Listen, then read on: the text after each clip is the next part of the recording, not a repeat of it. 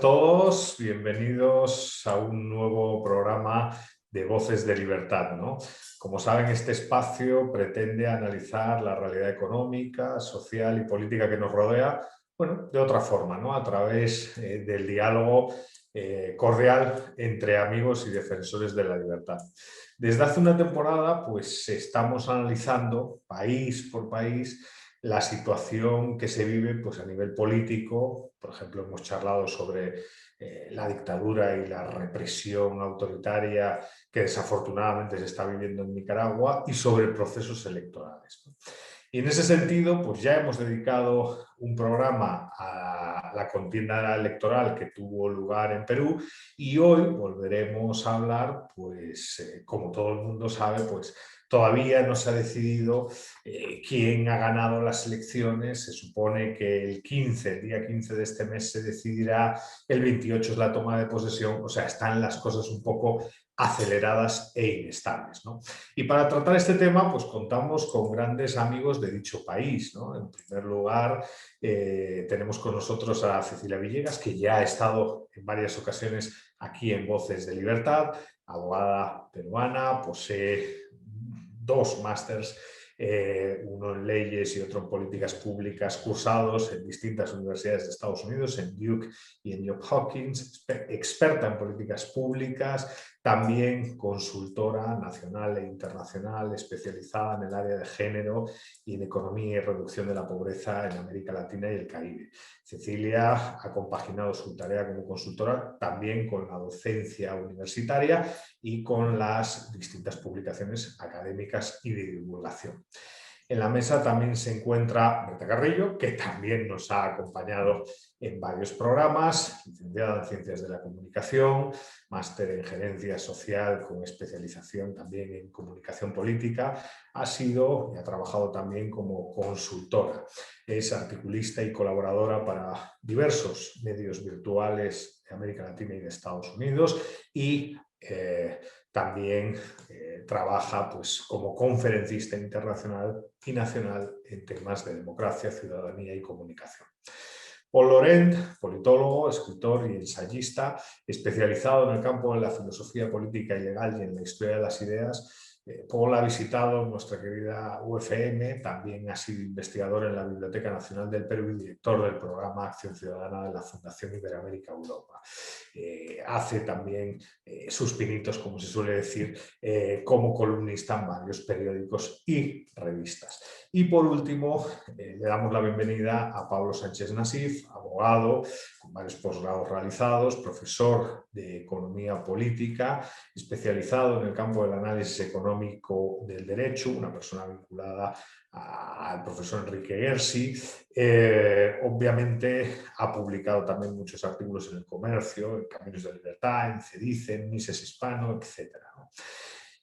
Bueno, la idea es, como siempre, mantener un diálogo cordial a través de preguntas, a través de rondas de preguntas, para que bueno, la audiencia que nos ve fuera y dentro del Perú pues esté un poco informada en libertad en relación a lo que está sucediendo en el país, ¿no? Y la primera pregunta, yo que estoy fuera, pero bueno, tuve la suerte de ir como observador internacional a ver las elecciones, pero no salí de Lima, o sea, estuve viendo varios centros de votación en Lima, es, en su opinión, ¿esto del fraude tiene sentido? ¿No lo tiene? ¿Es el tema que se toca en todos los medios de comunicación, por lo menos fuera del país? Aquí, pues en España, por ejemplo, periódicos como El Mundo, periódicos como ABC han tocado el tema, además con artículos muy polémicos que han despertado críticas de la comunidad peruana aquí. En su opinión, ¿hubo fraude en las elecciones peruanas o no? ¿Qué situación perciben y observan en este momento, ¿no? Y le paso el primer turno de palabra a Berta. Berta, bienvenida. Hola, muchas gracias, Edu. Muchas gracias a Caminos de la Libertad, a Relial por esta invitación. A ver, un fraude sistemático no lo podemos calificar, ¿no? De fraude sistemático en estas elecciones. Ambos candidatos, Keiko Fujimori como Pedro Castillo, tenían estaban divididos por muy poca cantidad de votos entre sí.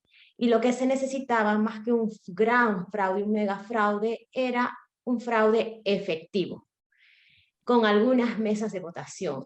Entonces, cambiando, alterando el resultado de 400 mesas, 400 actas electorales, podría haber ya un cambio significativo del resultado final de la elección. Por tanto, eso ha sido como ha procedido el Partido Perú Libre, liderado por Pedro Castillo. Hay varios equipos de voluntarios, profesionales independientes, que no tienen que ver con ningún partido político, que han trabajado después del escrutinio final de los organismos electorales en las zonas de votaciones donde más alteraciones han saltado, y han hecho un levantamiento de alrededor aproximadamente 500 alteraciones en actas electorales, lo que supera el número de 400 actas que debían ser alteradas para cambiar los resultados finales. Por tanto, yo sí pienso que tanto los organismos electorales han estado un poco inclinados para que los resultados sean favorables a un candidato, ¿verdad? Y sí, los distintas misiones de observadores que han estado en el proceso, durante el proceso electoral de la segunda vuelta, han manifestado que las elecciones se realizaron dentro de un ambiente democrático, tranquilo y sin mayor alteración.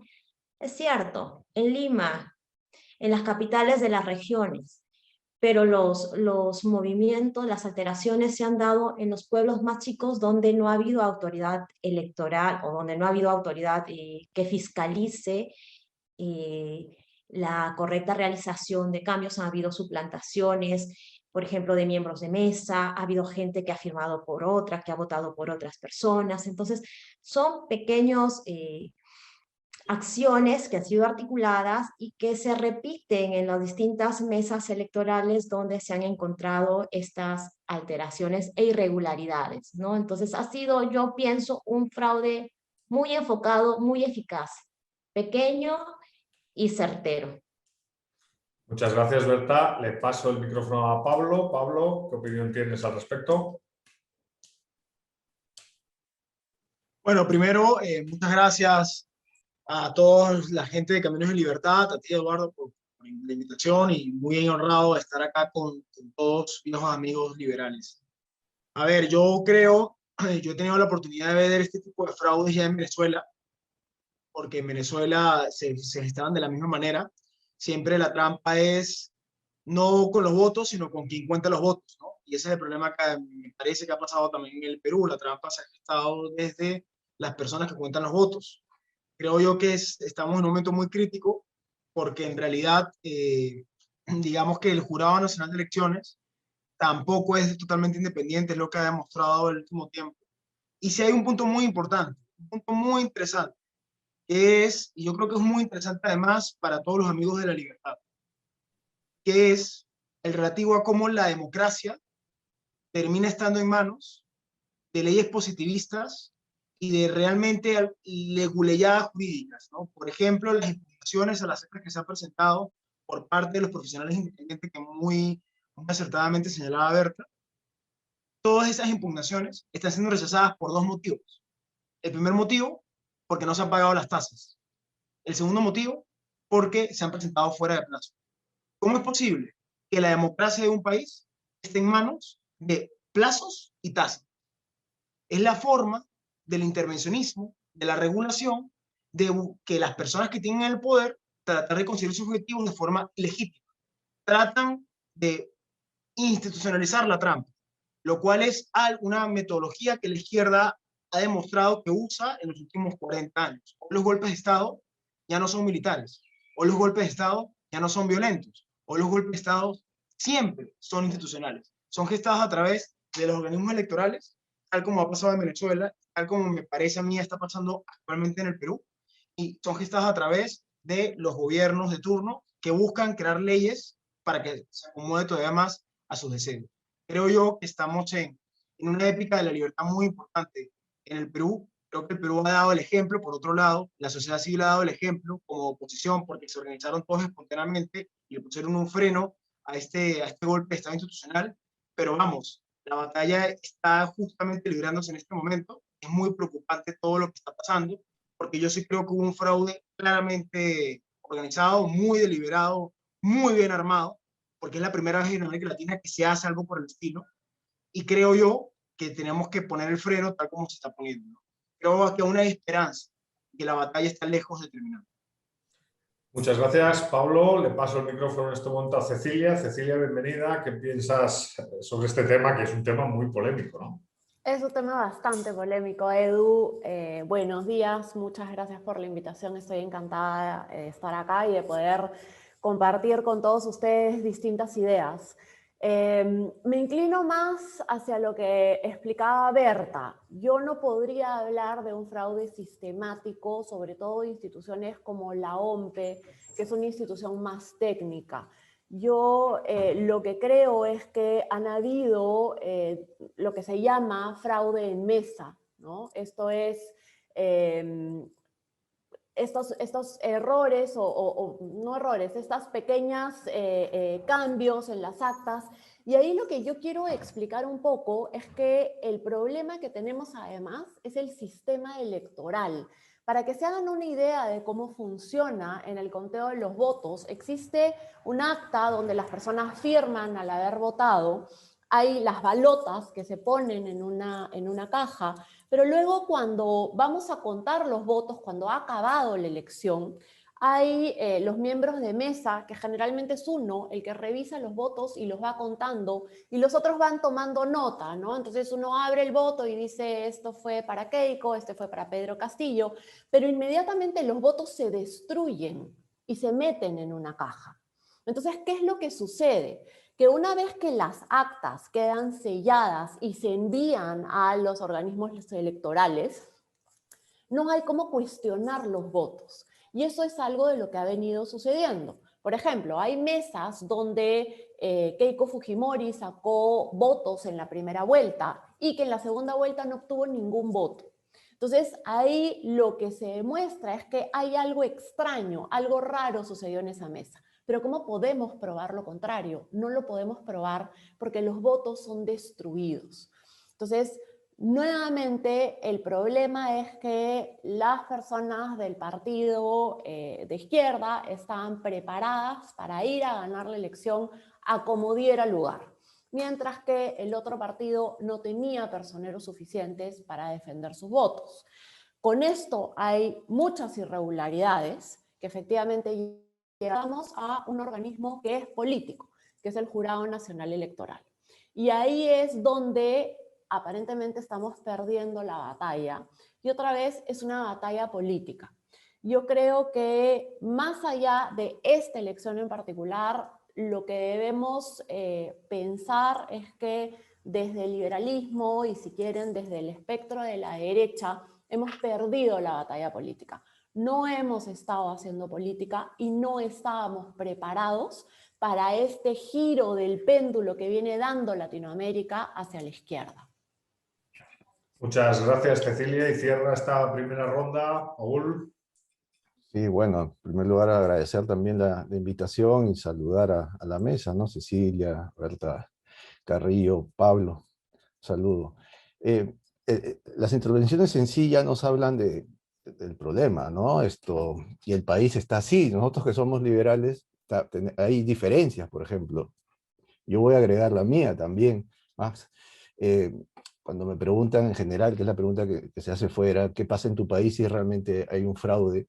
El problema es cómo demuestras eso. Lo que sí se puede decir es que el solo hecho de estar en una situación límite, con dos candidatos muy ajustados en votación, ya preveía un escenario muy complicado, que es lo que estamos viviendo ahora.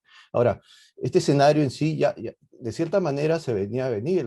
En uno de estos conversatorios que tuvimos hace un tiempo, hablábamos de una situación en la cual íbamos a tener candidatos, un escenario atomizado, donde no iba a haber líderes que van a avasallar con los votos, no, y que vamos a tener una situación como la que tenemos.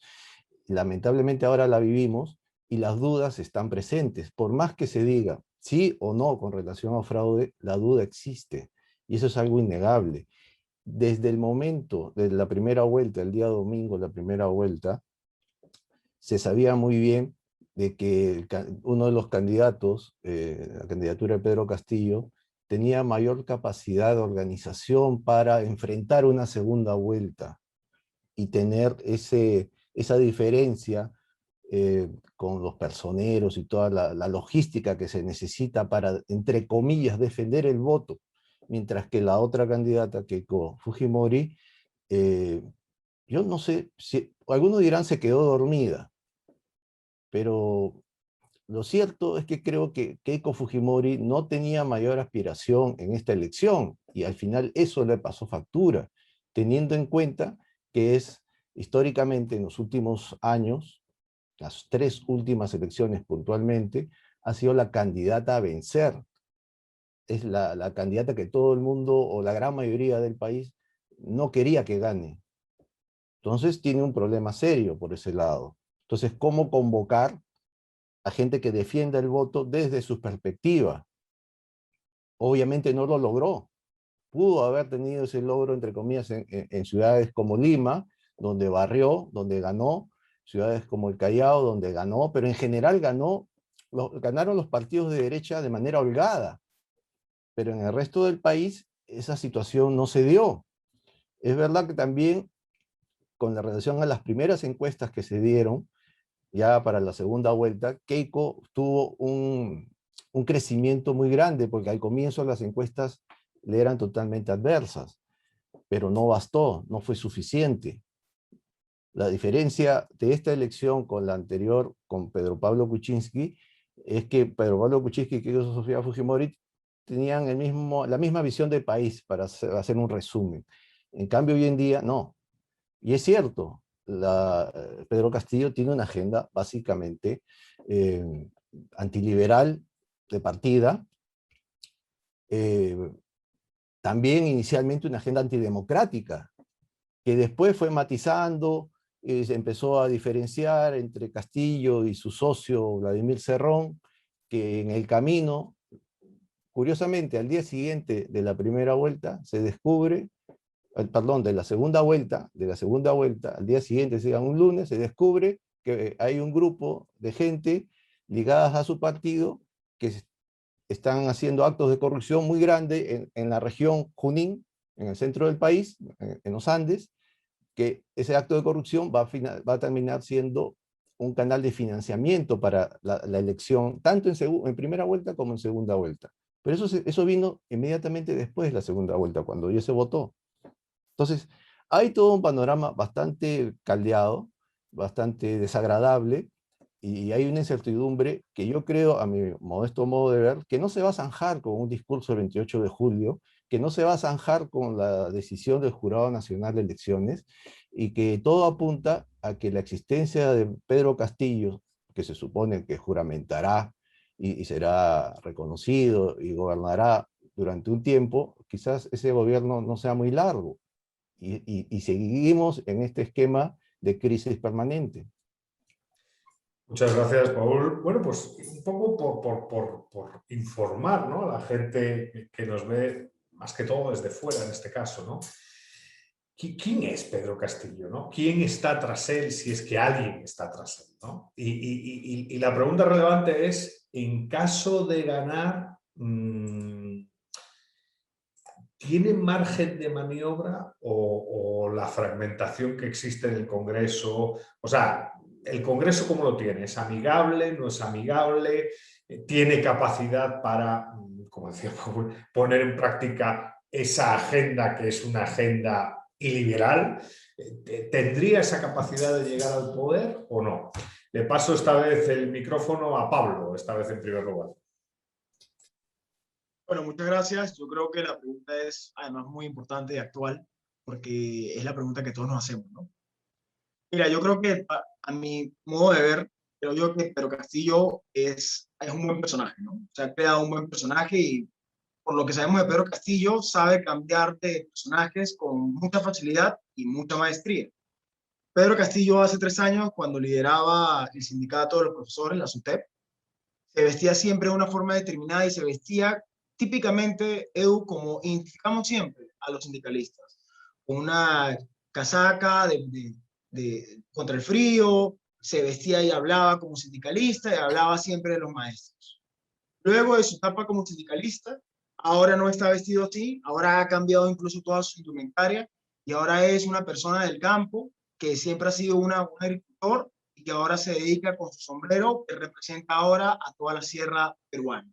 Es decir, desde el punto de vista comunicacional, Pedro Castillo siempre ha buscado representar a un personaje, a una epopeya. Es una suerte de héroe para las personas que buscan representar. Creo yo que desde un punto de vista político, comunicacional, de marketing, desde ese punto de vista Castillo, me recuerda mucho a los viejos y peligrosos dictadores de América Latina que siempre han sido justamente personajes. Y creo yo que además Pedro Castillo está enfrentando ahorita un interesante, pero común, porque ha pasado en México, también ha pasado en los demás países de América Latina, cuando gana un candidato de izquierda, todas las facciones de izquierda tratan de colocar su agenda política y por lo que yo veo hay tres facciones de la izquierda, ¿no? Está la facción de Castillo, que es una facción que me parece a mí que es comunista, neosenderista, como dice Enrique Gersi. Tenemos la facción de Cerrón, que es la facción del siglo XXI, Foro de Socialismo del siglo XXI, Foro de Sao Paulo, corrupta, muy conocida en Venezuela y muy conocida en Brasil especialmente. Y tenemos también la facción que aquí llaman caviar, que vendría a ser una izquierda soft, que en verdad no todos sabemos acá que la izquierda soft no existe, todas las izquierdas son hard, la izquierda soft es solamente un mito, pero claro, que viene a ser una izquierda un poco más tecnócrata y que cree que en realidad se puede hacer regulaciones mínimas y no tiene que cambiarse todo el modelo. Yo creo que ante esto, la única salida para evitar un desastre, yo sí creo que hay un golpe de Estado institucional, creo que hay muchas pruebas que lo demuestran, y es más la forma típica de cómo la izquierda ha tomado el poder los últimos 20 años. La propuesta que propone Enrique Gersi me parece una propuesta muy interesante, muy libertaria, ¿no? Lo que propone el profesor Enrique, nuestro querido amigo, el doctor Gersi, es plantear un contrarreferéndum. Un referéndum donde la sociedad peruana diga explícitamente que no se puede cambiar la constitución vía asamblea constituyente. Porque lo que sí todos estamos claros es que si se hace una asamblea constituyente, lo que va a ocurrir es lo mismo que ocurrió en Venezuela, lo mismo que se está tratando de que ocurra en Chile, ¿no? Que es a través de la asamblea constituyente transformar, repito, institucionalmente, transformar los actuales controles del Estado para que el gobierno de turno tenga cada día más poder. Creo yo que por ahí podríamos frenar, evitar un golpe de Estado institucional a través de las instituciones.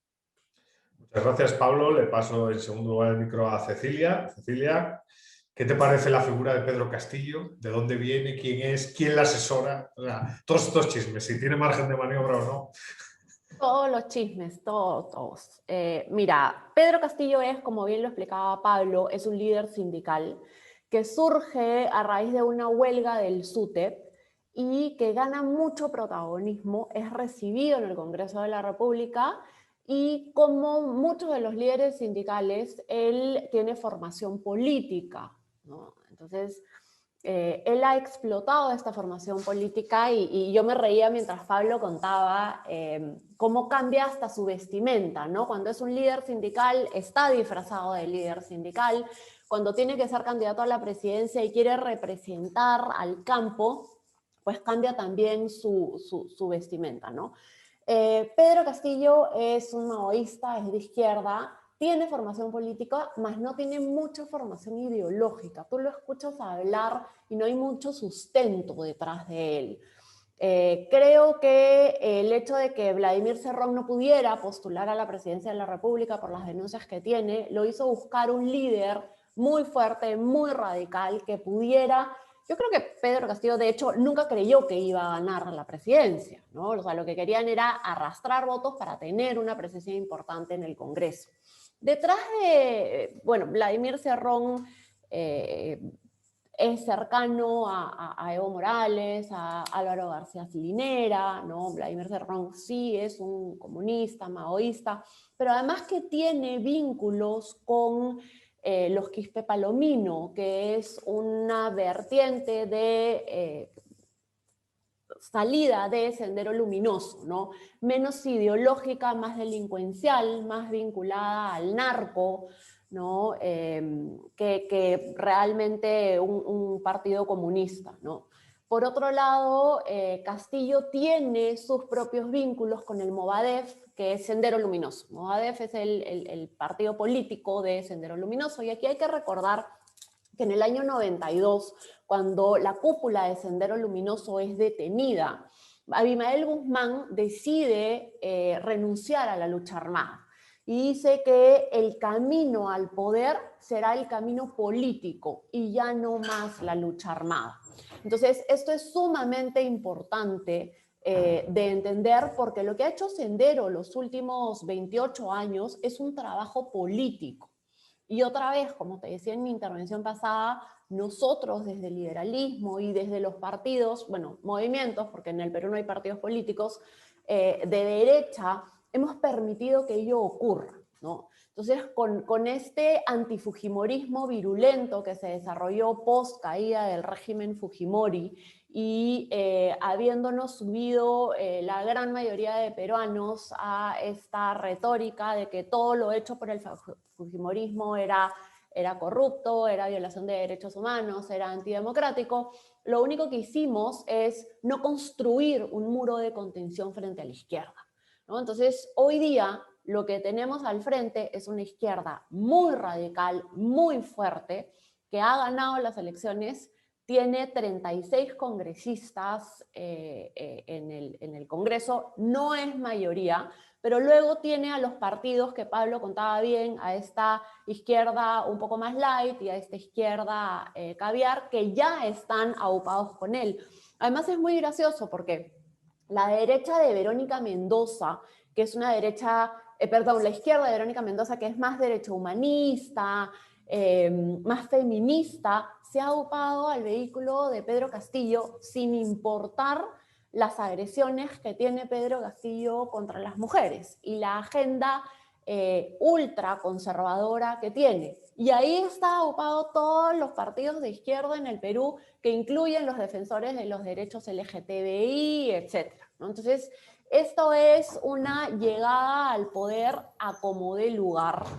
Creo que va a ser, creo que tiene todo el margen de maniobra, porque lamentablemente el gobierno anterior terminó de destruir la poca institucionalidad que ya teníamos con el cierre del Congreso en el año 2018, perdón. Entonces, hoy en día no hay instituciones, hemos venido violentando la Constitución como mejor nos ha parecido, no tenemos Estado de Derecho, hablamos de democracia, pero no de Estado de Derecho. Con la excusa de la democracia violentamos el Estado de Derecho, y ya tenemos un contingente importante de políticos que están hablando de la constituyente. Incluso un César Acuña, que está hacia la derecha, ya está admitiendo la posibilidad de una nueva constitución. Entonces, nuevamente nos está sucediendo lo que siempre. La izquierda nos marca la agenda y nosotros, en vez de tener una agenda clara, directa y estar haciendo política, simplemente nos volvemos reactivos. Entonces creo que va a ser muy peligroso y que Pedro Castillo va a tener carta blanca para lo que va a hacer. No veo una oposición. Muchas gracias, Cecilia. Le paso la palabra a Paul. Paul.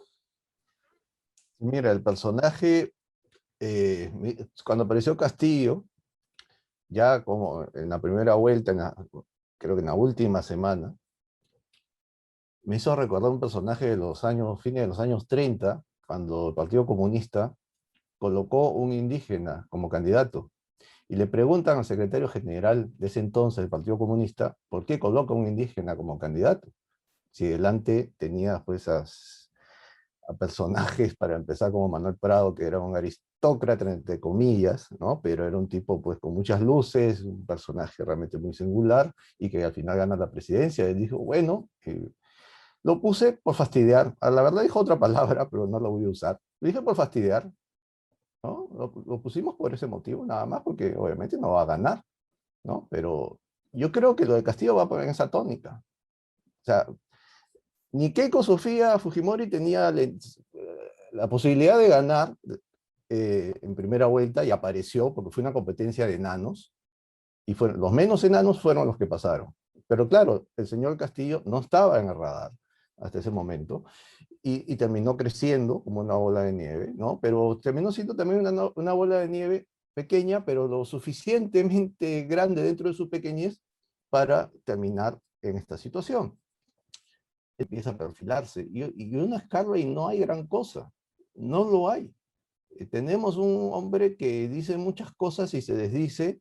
Lo único cierto es, como se ha señalado, ¿no? Su mayor experiencia pública es en el gremio magisterial y como aliado dentro de los movimientos de izquierdas, como aliado de movimientos ligados a Sendero Luminoso. Que eso no lo puede desmentir nadie, no es una cuestión de opinión, que vemos fantasmas, no, es una cuestión muy puntual. Hay gente ligada a Sendero Luminoso en esa experiencia sindical, y esa misma gente sigue ahí. La novedad aquí es que, claro, ya en segunda vuelta empieza a sumarse una serie de otros actores, siempre dentro del universo de la izquierda, y claro, la pregunta es si es que esos socios neosenderistas, Marcos, que es una universidad donde la presencia, el discurso pro Abimael Guzmán estaba muy marcada.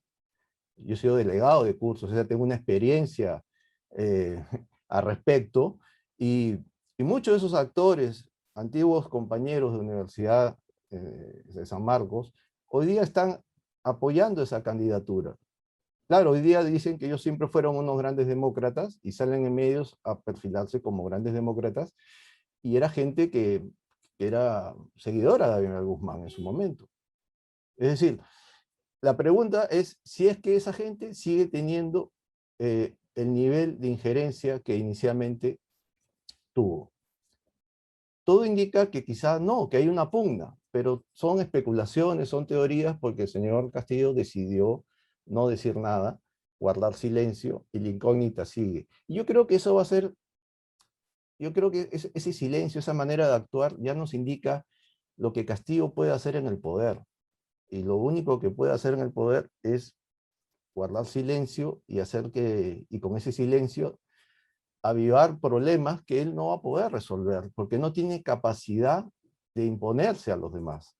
No tiene mayoría en el Congreso, no es un gran líder, no es un hombre que pueda desbordar luces sobre nada, y es la mediocridad andando.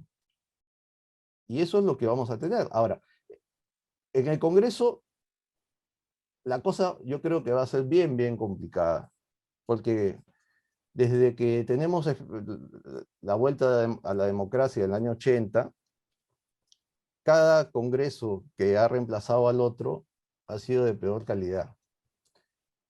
¿Qué es lo que tendría que pasar para que se rompa esa regla? Cuando estamos en una situación donde hoy en día tenemos el peor Congreso de la historia de la República. El anterior ya era pésimo, muy malo, este lo ha superado. ¿Qué nos podría invitar a pensar? Que el que viene es menos mediocre. Es bien difícil. Todo indicaría que sería peor. ¿Y por qué? Porque también va a ser un Congreso con una mayoría distinta a la que aspira Castillo. Es decir, va a haber un enfrentamiento abierto. Claro, no va a haber el enfrentamiento típico que se dio con Pedro Pablo Kuczynski con relación a Keiko Fujimori, que termina en la salida de Pedro Pablo Kuczynski, porque era un partido que tenía una mayoría abrumadora. No, aquí no hay mayorías abrumadoras, pero sí hay tendencias, y la tendencia más hacia la derecha del Congreso, que es una derecha no organizada, es una derecha por defecto, ¿no? No es una cuestión ideológica, es una derecha populista. Se habló de Acuña. Acuña apoya, en un tuit creo, lanzó que apoya la Asamblea Constituyente, la posibilidad de una Asamblea Constituyente. Eso no es extraño en el señor Acuña. El populismo de Acuña, pero también del fujimorismo, ha sido muy grande en todos estos años. Ya, 5 minutos y medio. Le paso la palabra para cerrar esta ronda a Berta. Berta. Dentro de lo que han dicho ya los colegas, perfectamente explicados, yo nada más quería sumar que el personaje Castillo empatizó con el modo de ser del peruano, o sea, un hombre de campo, de muchos peruanos olvidados, porque también hay que decirlo, ¿verdad? En el Perú ha sido un caldo de cultivo, gobierno tras gobierno, para que ahora nos explote el socialismo y el comunismo en la cara, no solamente mientras en economía, mirando qué bien nos iba, en mejorar las políticas, los números, le hemos dejado carta abierta a toda la progresía para que coopte todos los ámbitos de la vida, la educación, la cultura, los ministerios, todo, la política, las instituciones públicas, ¿no? Y ahora estamos padeciendo lo que tenemos. Entonces, el personaje Castillo también dio en el blanco al resentimiento nacional de los pobres contra los ricos, del provinciano contra el capitalino, del olvidado, ¿no? Entonces hizo ebullición su propuesta y empatizó con un sentimiento, presentándose, claro, como lo dicen los colegas de la mesa, como el provinciano, el profesor, el hombre que trabaja la tierra, el que es como tú, ¿no? Ante unas necesidades también bastante fuertes por parte del peruano tras una pandemia que nos ha golpeado a todos, ¿no? Y a unos más fuertes que otros. Y también es cierto que Keiko Fujimori se presentó a estas elecciones con un partido judicialmente perseguido, un partido desarticulado, sin base, sin organización, ¿no? Como también lo dijo Cecilia, no tuvieron personeros en todas las mesas, ¿no?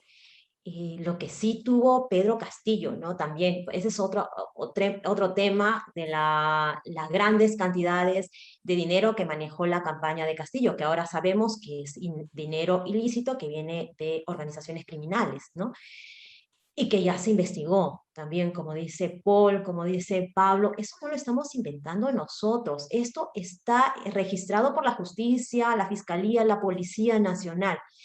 ¿Quiénes están detrás de Pedro Castillo? Está Vladimir Cerrón, el dueño de Perú Libre. Recordemos que Pedro Castillo es un invitado del partido porque Vladimir Cerrón, por asuntos penales, legales, no ha podido participar en esas elecciones, y para no perder la inscripción del partido y para tener representación congresal, pues pusieron de invitado a Pedro Castillo. Entonces Vladimir Cerrón, que es un personaje nefasto, no solamente porque es un comunista, fan acérrimo del Che Guevara y de lo que significa la revolución en Cuba, porque estudió 10 años en Cuba, sino por sus vínculos comprobados, solamente con la corrupción, tiene un proceso ahora, sino también con el narcotráfico y con el terrorismo.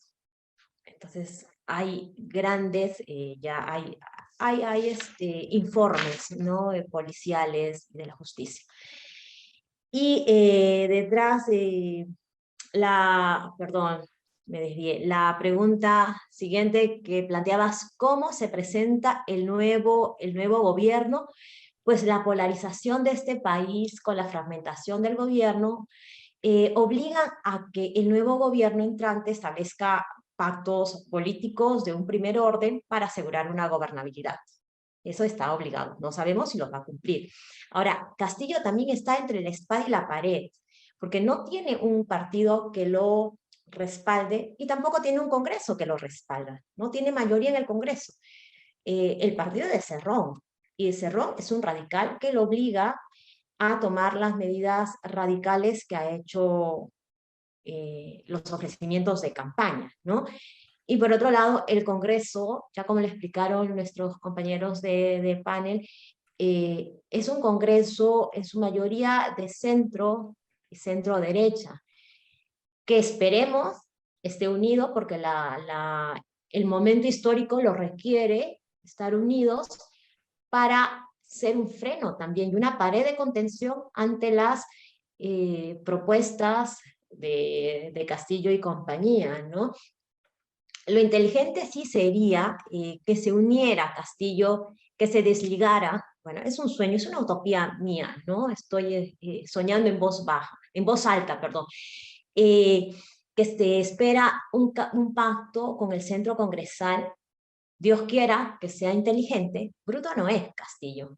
Ha liderado una huelga magisterial por casi un año que casi hizo poner de rodillas a Pedro Pablo Kuczynski en el 2017, entonces no es un hombre bruto.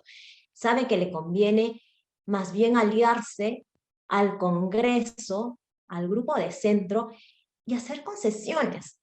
Pero ese consenso debería ser en torno a un pacto que, número uno, impida la imposición de la Asamblea Constituyente, que actualmente ya el Grupo de Perú Libre empezó la recolección de firmas, quieren llegar a 5 millones de firmas para pedir la Asamblea Constituyente, ¿no?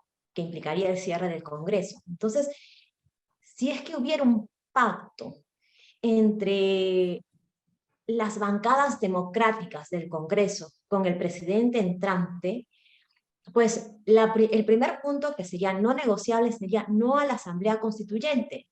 Y después tendrían que ceder también a concederle ciertas cosas también al presidente, como hacer sus cambios en las tributaciones, ¿no? O algunas propuestas importantes menores, ¿no?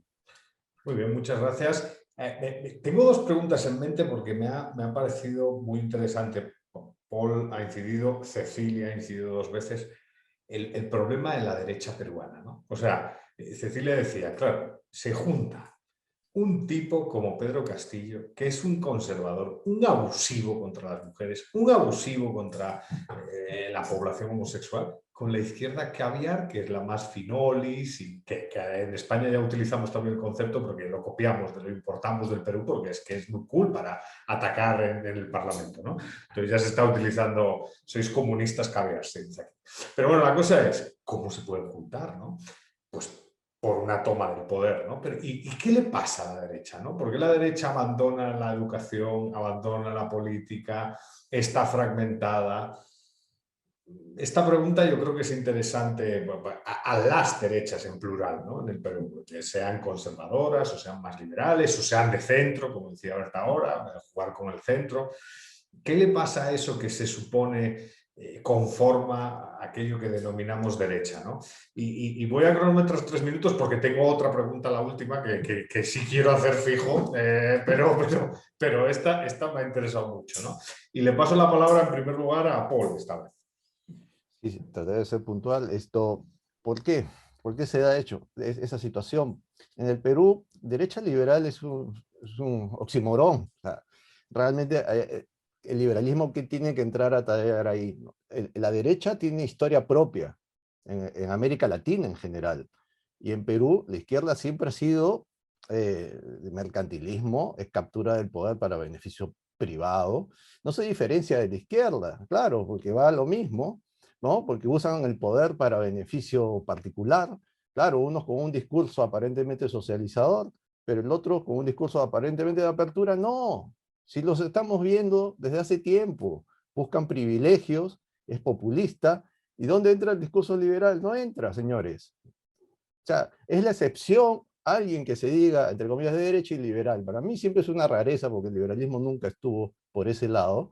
Y además, que el liberalismo, desde el punto de vista puro, es una doctrina, es un corpus ideológico. En un país donde no se lee y que aquellos que se dicen de derecha repudian o miran por el hombro al que tiene un trabajo intelectual, entonces, ¿cómo entra eso a tallar? Es muy difícil. Entonces, repito, ahí hay una contradicción seria. Y eso lo vemos. Cuando alguien, desde, entre comillas, la derecha, tiene posturas liberales, es una cosa rarísima, tan rara que termina disolviéndose, desaparece, le da vergüenza hablar, porque es minoría. Entonces, ese es un problema serio que se tiene en Perú, yo creo que en general en América Latina, ¿no? Sí, sí. Bueno, pues le paso otra vez el micro a Berta. ¿Qué piensas, Berta? Me perdí. Ahora es el rol nuestro, ¿no? La situación lo necesita, y lo importante de toda esta, de esta polarización, de estos resultados electorales, ha sido que se ha despertado ciudadanía. Si algo tenemos nosotros que valorar de este momento político y de este escenario, trágico frente a nuestro bicentenario es el ejercicio de ciudadanía que ha empezado a hacerse visible. Y aquí es importante también, no solamente la ciudadanía de manera individual que sale, que protesta, que se ha organizado, sino también las instituciones, organizaciones de la sociedad civil, los think tanks. Viene nuestra responsabilidad de tomar acción, de empezar a contribuir, no solamente a través de la formación de ciudadanos en base a los pilares de la libertad, la responsabilidad, la economía social de mercado, la igualdad de derechos como punto de partida, sino también en la proposición de políticas, ¿no? En hacer incidencia política. Tenemos, por suerte, muchos representantes de liberalismo y de la centro derecha y de la derecha en el Congreso, personas que están allí, que son aliados. Entonces, a través de ellos, yo creo que va a haber un buen desempeño en el Congreso, y para eso estamos, los think tanks, para apoyarle a través de iniciativas incidiendo en políticas públicas de carácter liberal, ¿no? Es el tiempo de tomar acción, de no dejar pasar, como lo hemos dejado todo este tiempo, nosotros de dejar de centrarnos única y exclusivamente en temas económicos, sino en poner todas nuestras capacidades a trabajar y a hacer los cambios y plantear las políticas públicas necesarias para el país desde nuestra perspectiva liberal o desde una perspectiva de derechas, ¿no? El momento lo requiere. Muchas gracias, Berta. Le paso el micrófono ahora a Pablo. Pablo, ¿qué opinas sobre las distintas organizaciones que se conforman en eso que se denomina derecha? Hay un famoso libro de Mises que se llama La mentalidad anticapitalista. Y sostenía Mises en ese libro, que me parece a mí visionario, porque además uno de los pocos que ha tocado esto de los arquetipos de izquierda, donde decía que en realidad la izquierda tendía a prosperar inconscientemente en la sociedad cuando los valores de esa sociedad eran la envidia, el igualitarismo, la obsesión por la desigualdad.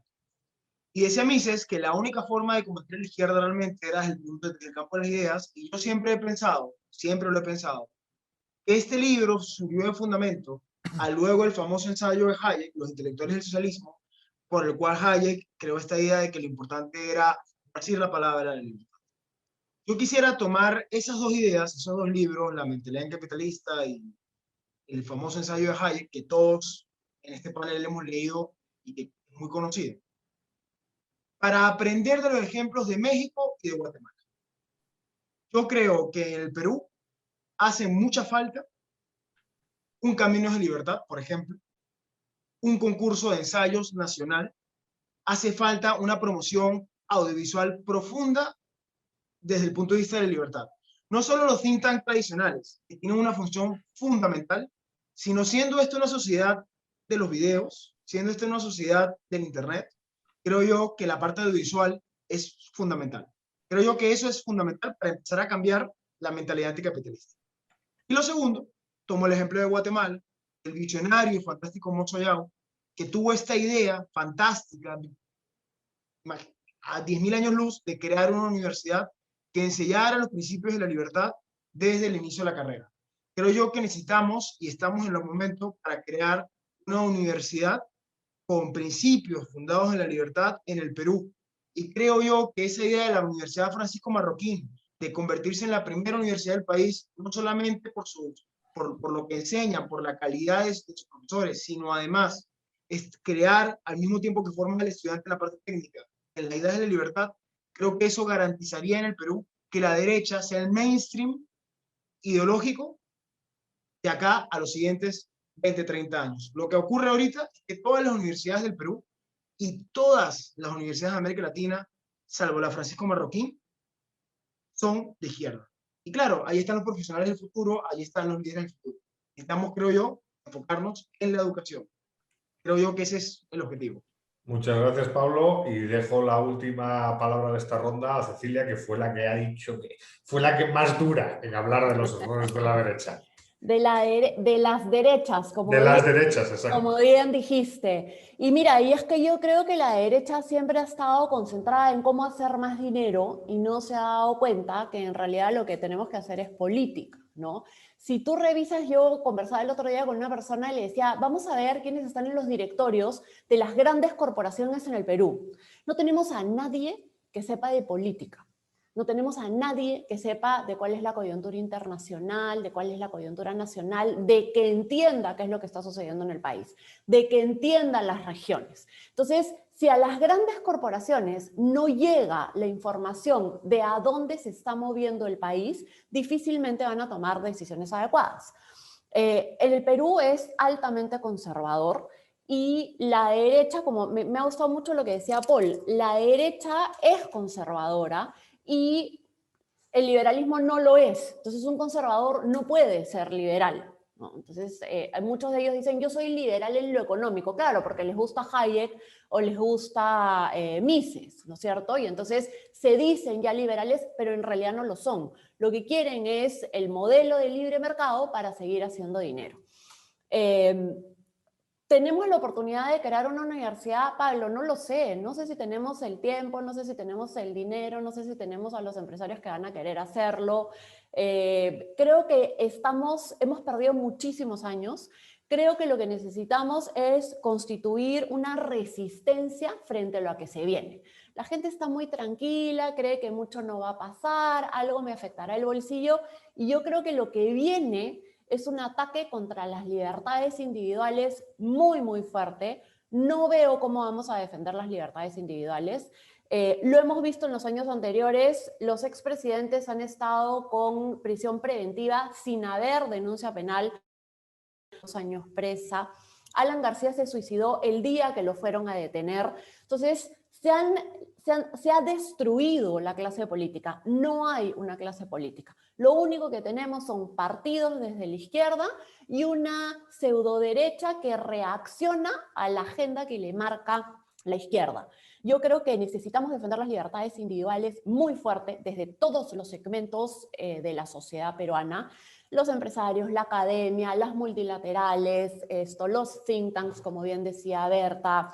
Creo que a Keiko Fujimori la van a meter presa en los próximos 3 meses y probablemente a su marido y probablemente a más gente del fujimorismo, porque tienen que terminar de destruir al fujimorismo, que era entre el fujimorismo y el APRA lo único que existía. Sin García ya no hay APRA.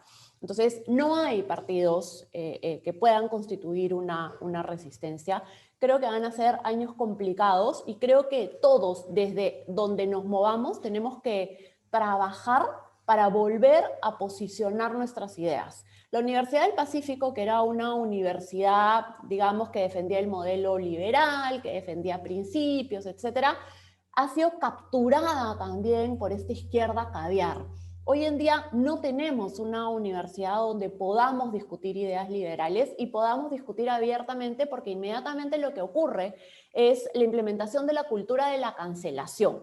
Tú sales y hablas de las libertades individuales, hablas de que es incorrecta la prisión preventiva de Keiko Fujimori o de Ollanta Humala e inmediatamente te cancelan como fujimorista, etcétera, ¿no? Entonces, no tenemos espacios para discutir. Se ha impuesto una narrativa que se aleja de la verdadera historia del Perú y nadie quiere enfrentarlos porque todos los de derecha están muy ocupados viendo cómo protegen su patrimonio, cómo logran transferir inmuebles rápidamente para que no llegue Castillo y los expropie, cómo protegen sus empresas, y no nos damos cuenta que hoy en día la defensa tiene que ser mucho más grande y tiene que ser una defensa de las libertades de todos los peruanos, porque la historia del socialismo y del comunismo la conocemos. Sabemos lo que viene. Entonces, tenemos que dejar de ser naif, tenemos que dejar de ser ingenuos y realmente aplicar el realpolitik.